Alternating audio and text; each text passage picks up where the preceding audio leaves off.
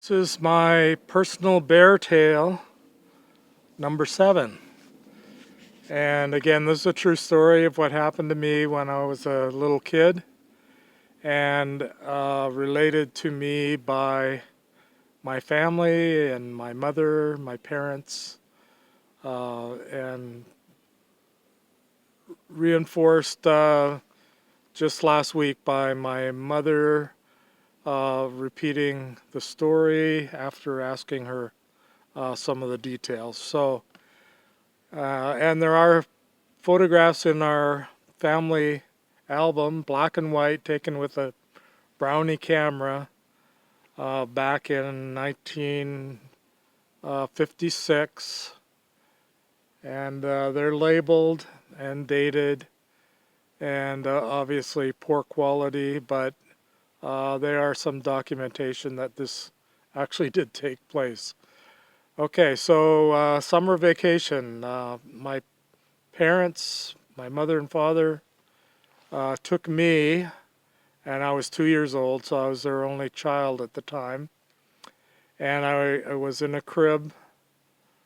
Oh, I'm sorry, I was 3 years old on this trip. And we went to the Northwest Territories, a place called Great Slave Lake.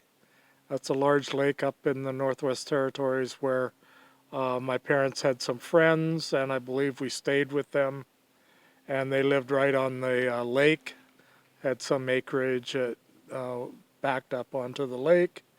And they had a picnic table out there. We had a picnic one day, and it was under a giant tree. I'm not sure what kind it was, but had a picnic. I kind of remember the picnic and the potato salad because I didn't really like potato salad at the time. But anyway, I remember that much of it. And I remember walking down and the water was extremely cold. But anyway, so we had our picnic, spent our vacation, came back. Pictures were taken. The family we stayed with also had a camera and took pictures. And you know, in the old days, you had negatives. You had the film you put in. The negatives came out, and they developed the negatives into pictures. So you have to use up the whole roll of film, and sometimes that could take a while, like a month or so, before you took enough pictures. And I think the rolls were either 12 or 24. And when you took enough pictures, you took it in and got it developed, paid your money, and got the actual black and white prints back from your old Brownie camera.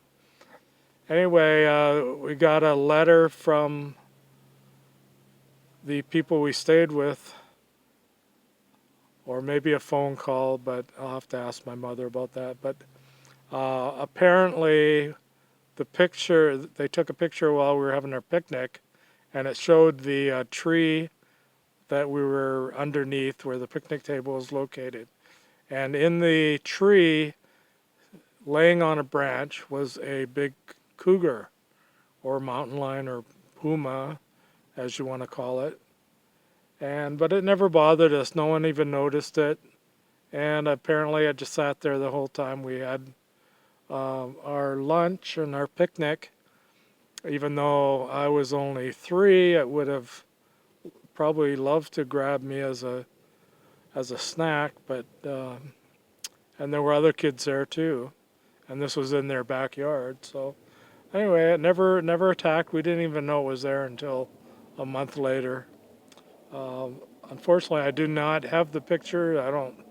They didn't send it to us, and so I have no actual physical documentation other than the trip, the memories, and my relatives speaking about it. But anyway, we will call that bear encounter number 7, which actually was a cougar in the tree encounter. But there were many bears on the trip as well, but nothing as exciting as the cougar in the tree. Okay, thank you. Have a good life. Enjoy your day.